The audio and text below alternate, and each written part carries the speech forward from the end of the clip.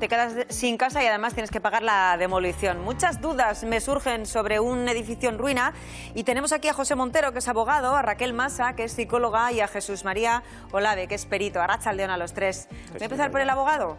Te declaran el edificio en ruina. ¿A quién tienes que reclamar? ¿Al seguro? ¿Cómo haces? En principio dependerá qué tipo de seguro tenga contratado.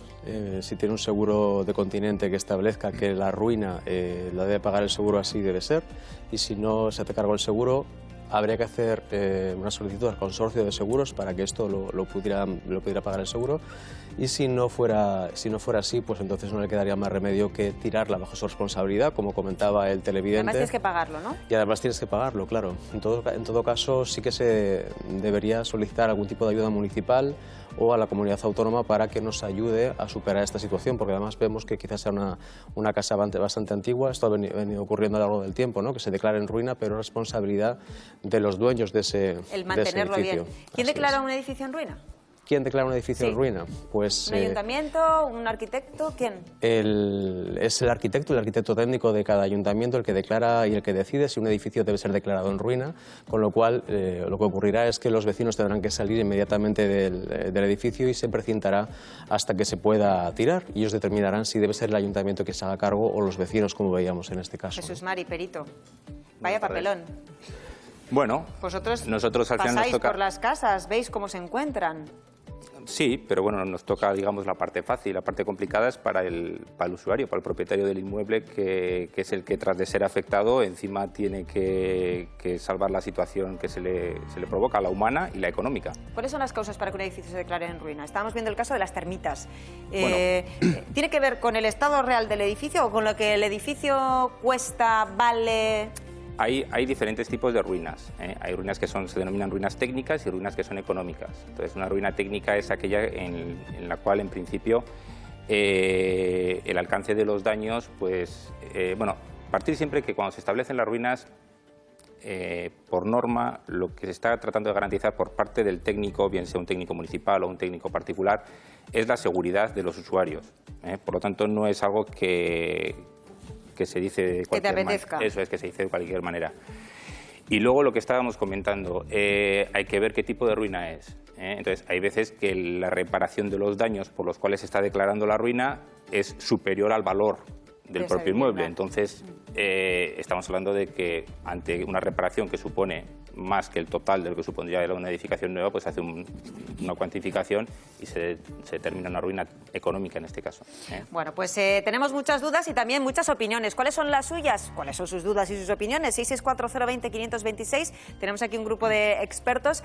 Quizá quieran planteárselas. También quiero preguntar a nuestra grada qué opina. Rosana, arratsaldeon, muy buenas tardes. Buenas tardes. Nos encontramos los vecinos, propietarios, inquilinos de las viviendas en una situación de indefensión.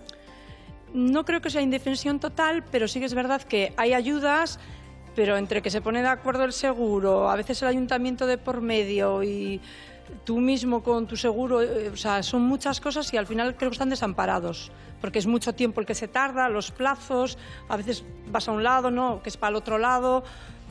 Y tú sin casa, casi seguro. Chema, está aquí a tu lado, arratsaldeon. Hola, Muy buenas tardes. Sí.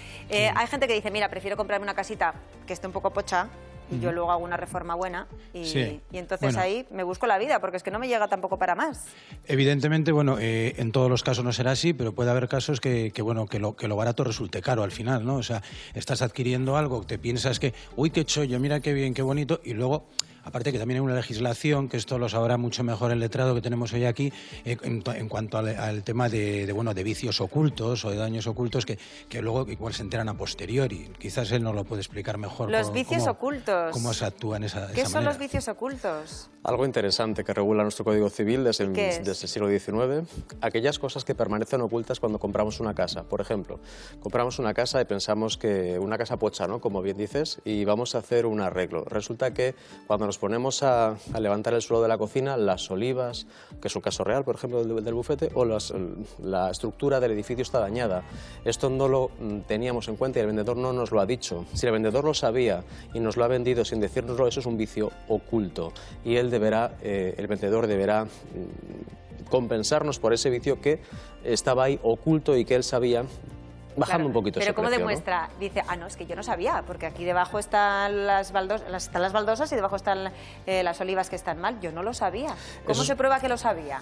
Bueno, eso ya será una cuestión de prueba en el proceso correspondiente, ¿no? Pero habrá que ver, digamos que los trucos de cómo probar las cosas, eso ya depende de cada caso. Sí. Bueno, pues vamos a conocer los casos y te estaba mirando a ti, Gorka, Arratsaldeon, muy buenas tardes, porque decías, lo barato, decía Chema, lo barato a veces sale caro, que a ti te ha pasado, ¿verdad? Bueno. Un incendio arrasó tu casa. Se declaró en ruina técnica. De Bermeo se declaró esa ruina y además ahora estás pagando 2 hipotecas porque tú te compraste otra. Eso es. Como digo yo, pochita. Un poco pochita y la estamos arreglando entre la cuadrilla, la familia y andamos. Y ahí andamos. Bueno, vamos a presentar ya a nuestros contertulios. Miguel Alonso. Tienes miedo de que tu caserío se venga abajo y desde hace 3 años es cuando estás detectando las grietas en él. Arratsaldeon. Ahora vamos a hablar contigo. Goizane Zabala Arrizabalaga, Arratsaldeon. Buenas tardes. Tú y 189 vecinos más habéis sido desalojados de vuestras viviendas en Ondarroa por una ladera que se venía abajo. Me vas a contar enseguida dónde estáis, en qué punto, si se está solucionando ya la situación, si podéis entrar a vuestras casas. Gorka, te acabo de saludar. Y Laura Talavera, Arratsaldeon, muy buenas tardes. Qué bonito aquello de, que ya tengo una pareja, que vamos a comprar el pisito, vemos un plano bonito. Pues no tan bonito. Y cuando llegamos, 50.000 euros y una estructura de hormigón. Exactamente. Es lo único que hay. Vamos a conocer también tu caso y cómo se puede actuar en esos casos, que no son, desgraciadamente, los únicos. Constructoras que se van y dejan a los propietarios literalmente tirados y además sin dinero. Empiezo por ti, Miguel. Cuéntanos cómo empieza todo.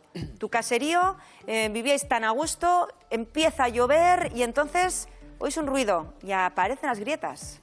Bueno, eso fue el día 26 de enero del 2014, era un domingo, y pues bueno, como todos los días, ir a la cuadra a hacer el ganado, y cuando fui por hierba seca, pues me di cuenta que el monte estaba detrás de casa.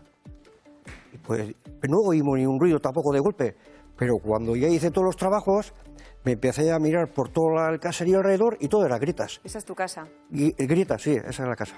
Y todo era grietas, y duró hasta el día 5 de febrero. Quiero decir, continuo, ya iba, tengo una charca delante del caserío y se ha abierto 3 veces.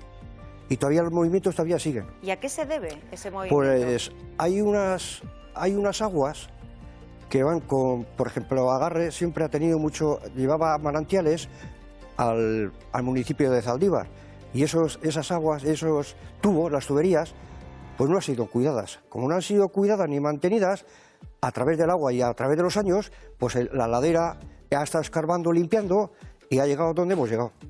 ¿Habéis hablado con el ayuntamiento? Por supuesto. ¿Y qué os han dicho? Nada, no quiero saber nada. ¿No han arreglado nada? Nada.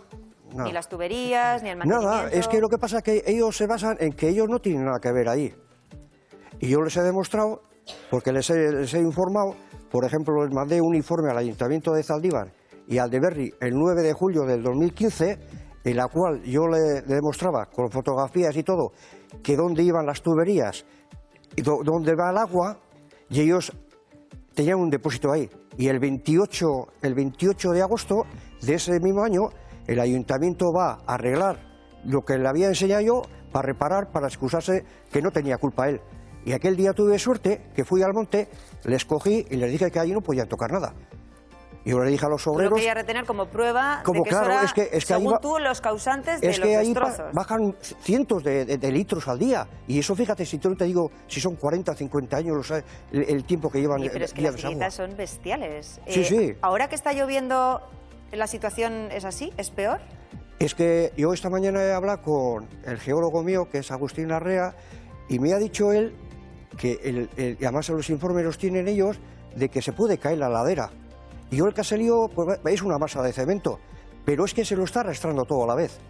Y el problema está ahí, porque si ese caserío se lo llevase para abajo, iría a Zaldívar. Ya. Y sería peor el remedio que la enfermedad. ¿Estáis viviendo en esa casa? Hombre, pues no, bueno, ahora sí. Es que yo no les puedo dejar libre, porque si me marcharía de ahí, les dejaría a las administraciones que harían lo que quisieran. ¿Pero no tienes miedo? Hombre, este año vamos a bajar. Vamos a bajar abajo, porque ahí yo antes era muy valiente, pero ahora yo no. ¿Bajar yo no sé. abajo qué significa? Quiero decir, a una ¿Dónde vais vivienda. ahí? A una otra vivienda. ¿Cómo está otra vez? Cuando se movió el caserío, yo fui al pueblo a vivir durante 5 meses. Claro, y ahí dices, es que si no, si me pueden, no sé, arreglar la situación o cambiar algo, que se hagan esas obras que vosotros pedís, Bueno, entonces la cosa cambiaría. Las obras, ahí hay mucha panoja, mucho dinero. Y los ayuntamientos no quieren reconocer. No quieren reconocer porque no sé si es que o me quieren agotar a mí para que yo no siga para adelante, porque me dicen que no.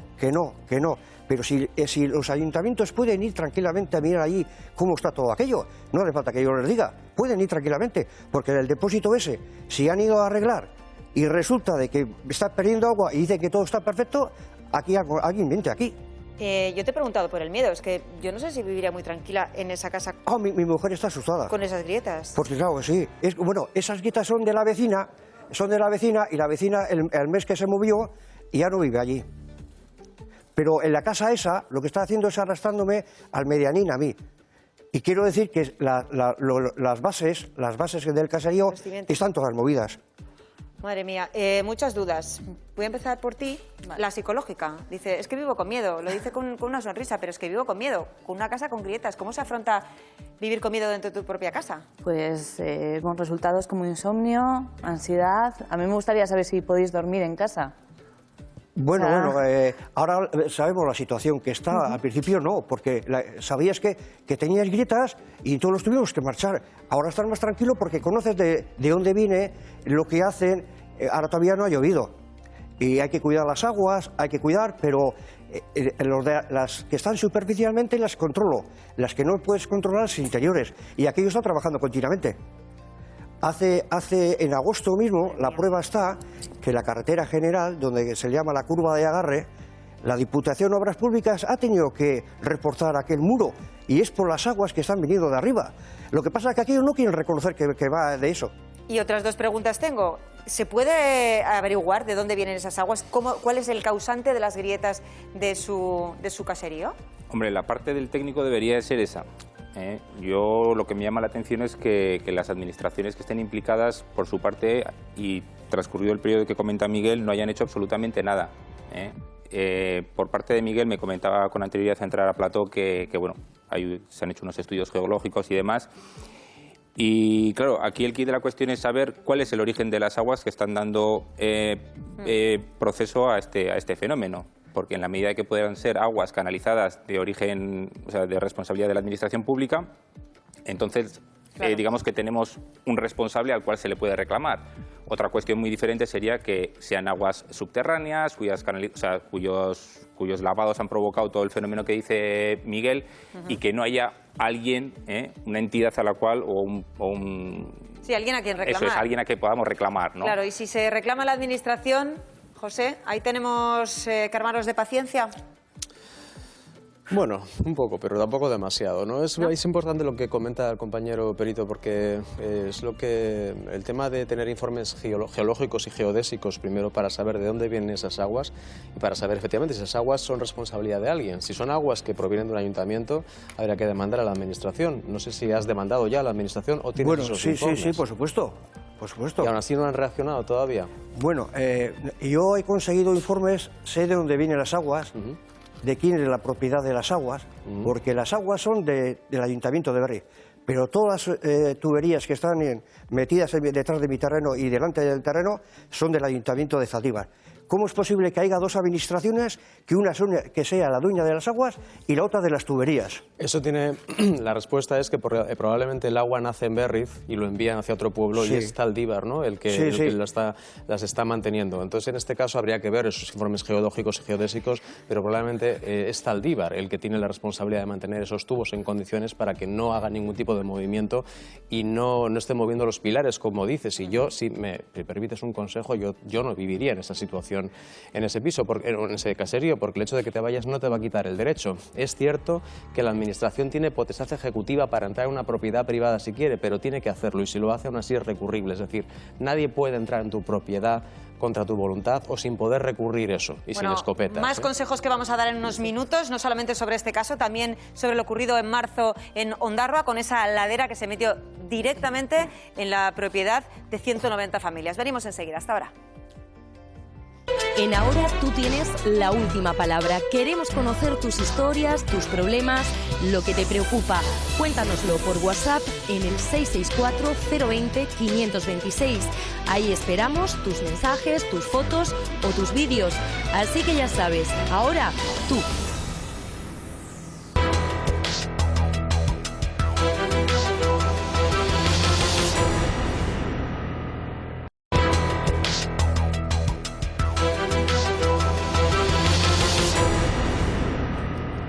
Y 37 minutos de la tarde, estamos hablando con vecinos que están padeciendo el ver cómo su casa tiene unas grietas enormes o como una ladera se mete dentro de sus viviendas. Es el caso de Goizane, insisto, y de 189 familias más.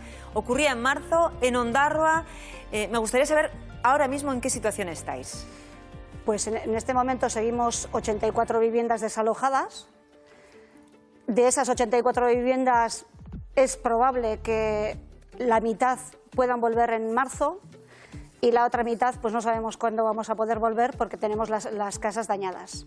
Dañadas, la verdad es que hemos visto últimamente unas imágenes en las cuales había piedras del tamaño, vamos, de este círculo que estamos viendo en nuestro... Sí, hay unos primeros pisos con piedras que pesan toneladas, pero hay terceros y cuartos pisos a los que han entrado piedras más pequeñas volando como buses, rompiendo primera pared, segunda pared y entrando hasta dentro. ¿Teméis que se hable de ruina en el caso de vuestros edificios? No, eso está descartado, hoy en día está descartado. Está descartado. ¿Y qué se está haciendo en la ladera?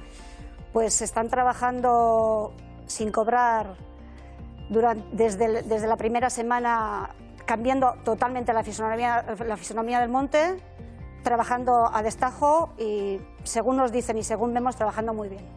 Goizane, ¿cómo se afronta el tenerte que marchar de casa, que te dicen, venga, tienes media hora para coger tus cosas? Pues con inquietud, nervios y con ansiedad, con bastante ansiedad. Gorka está a su lado asintiendo constantemente, porque en tu caso, en Bermeo, estaba ardiendo la casa. Sí, pues imagínate, ahora mismo vas a tu casa y tienes un cordón policial y te dice no puedes pasar. Pues tienes eso, lo que llevas encima. Así. ¿Cómo se puede afrontar eso? Nuestra psicóloga experta. Con ayuda, sí, con ayuda, antes de nada.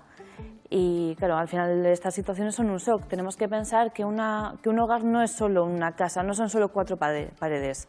Es donde nosotros formamos nuestra familia, nuestra vida y donde nos vinculamos. Es nuestro apego seguro al que volvemos al terminar el día. Entonces, que de repente ese apego, ese vínculo ya no esté, supone un shock muy fuerte. De hecho, cuando ocurren estas situaciones hay grupos de voluntarios y demás, psicólogos, que se suelen presentar para estas ocasiones. Sí que es importante después, pues eso, cuando aparecen síntomas de ansiedad, como puede ser nerviosismo, comer mucho, tener pesadillas, imágenes recurrentes, acudir a profesionales, hablarlo muchísimo con la familia. No sabemos muchas veces lo terapéutico que es tomarse un café con alguien y sobre todo hablarlo y pedir ayuda. Y un techo, Goizane, porque en vuestro caso, ¿cómo se os dio una solución? Todavía siguen 50 y pico familias alojadas en pisos que ha tramitado Alokabide y el resto de la gente seguimos viviendo en casas alternativas y sobre todo por la solidaridad de las familias y de los amigos del pueblo. Claro, cuando volváis a vuestras casas tendréis que rehabilitar esas viviendas. Muchos de los que te he dicho sí, porque hay casas muy rotas y hay otras que no están tan rotas, pero que habrá que ver cuando volvamos con qué nos encontramos. ¿Eso lo puede cubrir el seguro? ¿Lo habéis consultado ya?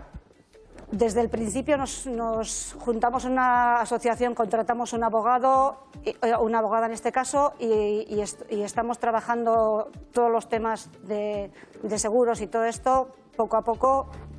Y todavía no sabemos quién va a pagar la reparación de las casas. Claro, ahí estamos. Responsabilidad sobre lo ocurrido. ¿A quién se apunta directamente?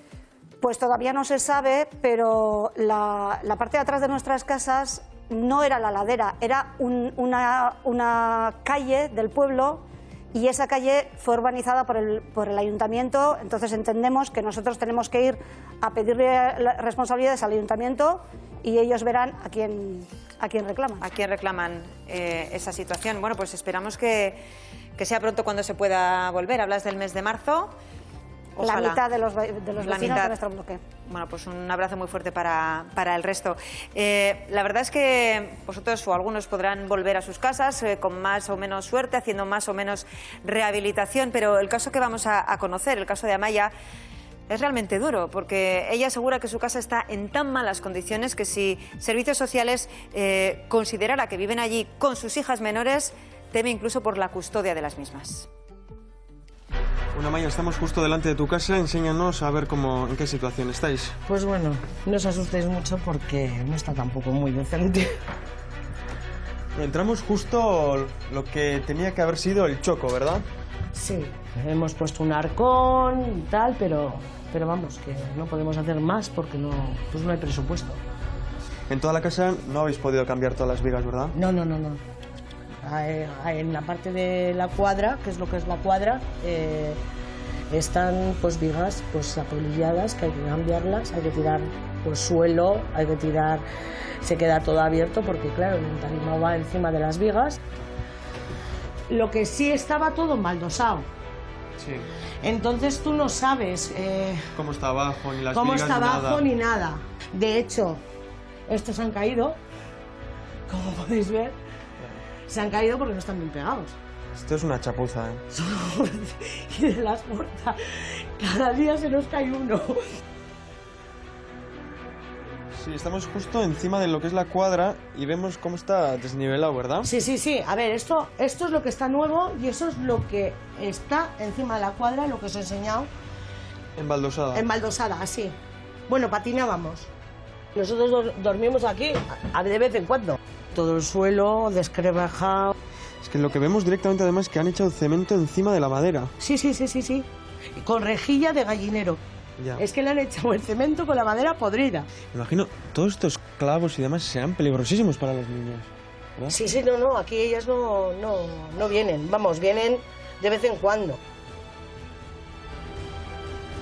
Lo que vemos por fin es una puerta. Sí, una puerta. Vamos, es la primera puerta que pusimos. Hombre, tengo todo al garete, con ropa. Porque... No, tampoco tenéis sitio para almacenar ni... No, a ver, no tengo armarios como para meter la ropa, lo tengo más o menos... Ahora mismo pues estoy clasificando ropa porque las niñas han crecido. Yo os he enseñado un poco mi casa. Muy bien, muchas gracias por enseñárnosla. Y mucho ánimo, sobre todo. Sí, sobre todo ánimo, ¿no? Y paciencia. Y paciencia. Y dinero. Amaya González, Arratsaldeon, muy buenas tardes. Amaya. Sí. Uy, qué retorno tenemos por ahí de fondo. ¿Nos escuchas bien, verdad? Sí, yo a vosotros sí. Bueno, yo te voy a preguntar, y lo decías con esa media sonrisa, el panorama desde luego no es alentador. Paciencia y también dinero. Ahora mismo, ¿en qué situación estás? ¿Dónde vives? En casa de mi padre. Porque en esa casa es imposible vivir, ya lo hemos visto. No, imposible. ¿Vivís gracias a las ayudas? ¿Vivís gracias a las ayudas? No, ni eso. Nada. Ayudas muy pocas. Gracias a mi padre y a mis suegros que nos pagan ciertas cosas. La hipoteca, por ejemplo. ¿Tú sigues pagando una hipoteca sobre esa vivienda? Sí. ¿Qué solución ves a este problema y a la situación de tu casa? Reparar, pero reparar si no tienes dinero es imposible. Esa es la única opción. Claro. Ahora mismo no estás en disposición de hacerlo, claro. De hecho, hemos reparado algo, pero tampoco se ve mucho porque, ya veis, no podemos reparar más. Bueno, Amaya, se necesita mucho dinero. Te voy a dar las gracias. Me dicen mis compañeros que tenemos algún pequeño problema con la conexión y un saludo, un beso muy fuerte, ¿vale? Agur, Amaya. Vale, muchas gracias. Un saludo. Estaba hablando contigo, Gorka, durante la publicidad. Tu casa se quemó en el incendio de Bermeo y tú has descrito perfectamente la situación. Llegas de casa y ves que tu casa se quema. Se está quemando, sí. Se está quemando. ¿Ahí qué haces? Hombre, yo, por suerte, pertenecía a Protección Civil de Bermeo, me puse el traje de Protección Civil y empecé a trabajar. Empecé a sacar a gente de casas ardiendo. Claro, salvar las personas, lo primero. Eso es. Hombre, hay que decir que el trabajo que hicieron los municipales, Cruz Roja, Protección Civil, Bomberos, fue terrible. No murió nadie. Un incendio a las 3:30 de la mañana y no murió nadie. Bueno, de eso hay que alegrarse, Hombre. la verdad. Luego, una vez paras y te das cuenta que sí, que no ha muerto nadie, te quitas tu traje de protección civil Ese es. y ahí te quitas la coraza. El primer derrumbe, Sí. sí. Después me metí a la cama, me desperté y es cuando te empiezas a dar cuenta. Y ahí dijimos, lo peor no ha sido el incendio, lo peor es lo que viene. ¿Qué es lo que venía? El papeleo, el desescombro, el trabajo, todo eso. El desescombro que tenéis que pagar los vecinos. De nuestro bolsillo, claro. Más el apuntalamiento de la casa, más demás cosas. Que va de tu bolsillo todo, claro, por supuesto. ¿A cuánto ascendió todas esas labores? Hombre, cada edificio, afectados son 10 edificios en Bermeo, 3 totalmente destruidos, otros muy afectados. Pues depende de qué edificio. Porque claro, si quieres construir, tienes que... en mi caso pagamos cerca de 20.000 euros cada vecino. Wow. Porque había que hacer un proyecto de ejecución y había que hacer... O sea, es una barbaridad. En tu caso te dieron una indemnización. Sí, el seguro te El da una seguro. indemnización. Hay que tener mucho cuidado también, porque luego te viene Hacienda. ¿Luego te viene? Hacienda. Hacienda. Claro, yo Hacienda te da sobre Claro, la por supuesto. indemnización. Además, Hacienda hace un cálculo magnífico. Pues tú has comprado por tanto, te ha dado tanto dinero, quitamos el valor de suelo, pues para hacer números, te da el seguro 100.000 euros. Sí. Y Hacienda te dice, tu casa valía, has pagado 80, pues esa ganancia 20.000 euros. Quita el valor del suelo, el 23% de todo eso es mío. Y tú le dices a Hacienda, pero si estoy pagando una hipoteca. Y la Hacienda te dice, ese es problema tuyo. A mí me tienes que dar el tanto por ciento de tus ganancias. Yo, pues si no tengo ganancias. Porque estás hablando de una plusvalía, de que se genera una plusvalía. Y te están cobrando un porcentaje sobre esa plusvalía que se ha generado. Pero sobre un bien que no existe. De un bien que no existe. Bien, pero el concepto es ese, ¿no? Sí. Es lo que le marca la ley. Bueno, sí, la ley marca eso. Además, tuvimos suerte porque decidieron los de la Diputación. Antes no te quitaban el valor del suelo. Ahora sí, para que sea un poquito más abajo. De todos modos, Gorka, una pregunta. Estaba el público, no sé si se les oye, pero estaba el público exclamando, horrorizado con lo que está contando. Si se reinvierte el dinero que percibe de la indemnización, y esto igual José nos puede echar una mano, si se reinvierte en la rehabilitación o en la reconstrucción del edificio, entiendo que no se genera ningún tipo de plusvalía. Por lo tanto, pero es que mi edificio no se va a reconstruir. Bueno, bien, pero estamos hablando, digo, para que la gente sepa. Sí, eso sí. Porque es un concepto en el cual se paga, pero claro, si no sería un lucro también, por la diferencia entre el valor de compra de tu vivienda y el valor de venta. Esa plusvalía tributas tú como tributamos cualquiera en una compraventa. Me refiero en caso de siniestro o en cualquier caso, si no me equivoco. Cuando dices Hacienda, ¿dices el Ayuntamiento de Bermeo o Hacienda Foral de Vizcaya? Hacienda Foral. Entonces, es así, cuando tú tienes a ver, hay gente que ha comprado esa casa hace 20 años y pagó 3 millones de pesetas. Correcto. Y han cobrado, pues imagínate, 30 millones de pesetas. Entonces, Hacienda ha cogido 30 millones menos 3, 27 de ganancia. Más un cálculo que tienen ellos. Hay gente que ha tenido que pagar a Hacienda, todavía siguiendo pagando por hipotecas y demás, cifras de 5 números. Pero en algunos casos estará exento por antigüedad. Y en algunos otros casos tú podrías reinvertir esa ganancia. Es lo que hiciste, ¿no, Gorka? Sí, yo me he comprado otra casa. Tú compraste otra casa y dices, es que en algún sitio tengo que vivir. Para aplicar la exención por reinversión, que se llama. Sí, pero es que la cuestión es que mi casa fue dada de baja el mismo día del incendio. ¿Dada de baja qué es? Dada de baja en el catastro. Yo tengo un papel. ¿Y el suelo? El suelo sigue ahí. Pero como edificio está dado de baja. ¿Y la propiedad? La propiedad del suelo. La propiedad es de los vecinos, pero como edificio está dado de baja. Y, por ejemplo, vosotros en un futuro, como vecinos, podríais decidir, vamos a construir el suelo un se vende edificio ahora. aquí. Ah, se está vendiendo. Se vende. No nos hemos puesto de acuerdo entre los vecinos. Complicado también, ¿eh? Vamos a dejarlo ahí. No nos hemos quedado de acuerdo. Sí.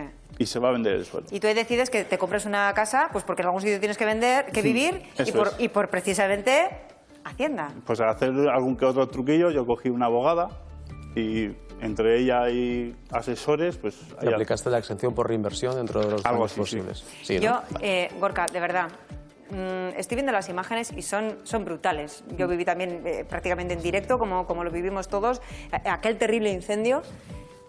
Y piensas, ¿qué podría salvar de esa casa? ¿Qué te hubiera gustado salvar de esa casa? Todo. Claro. Era mi castillo, ¿no?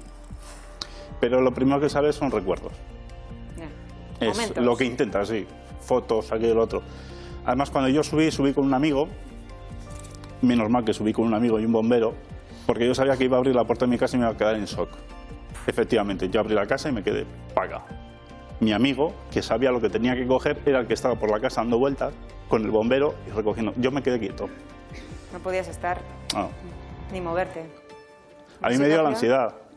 Me dio la ansiedad de engordar hasta 129 kilos. Claro, es lo que hablábamos antes, es una situación en la que tú entras en un shock y después la caída es lo gordo, son situaciones de ansiedad que tienes que aprender a sobrellevar, porque puede derivar, yo qué sé, en un trastorno de ansiedad, en una depresión. Sí. Entonces, tú lo que hiciste está muy bien, porque al final cogiste un referente, que es un amigo, para que te apoyase, y es lo que tenemos que hacer todos, coger un apoyo, ya sea alguien, ya sean nuestras propias herramientas que tengamos, para poder salir adelante.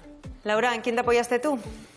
Yo a todo el que pillo, para mí es un apoyo. Solo con que me manden un WhatsApp y ánimo, sigue la lucha, yo ahí sigo. O sea... Bueno, en tu caso, te planteas comprar una vivienda sobre plano con tu pareja y te dicen qué bonito es todo, cuánto tengo que aportar. ¿Cuánto aportaste? Al final, claro, me tocó con la burbuja inmobiliaria y en aquel entonces comprar una vivienda en Durango era inasequible y nos fuimos a la zona de Apata.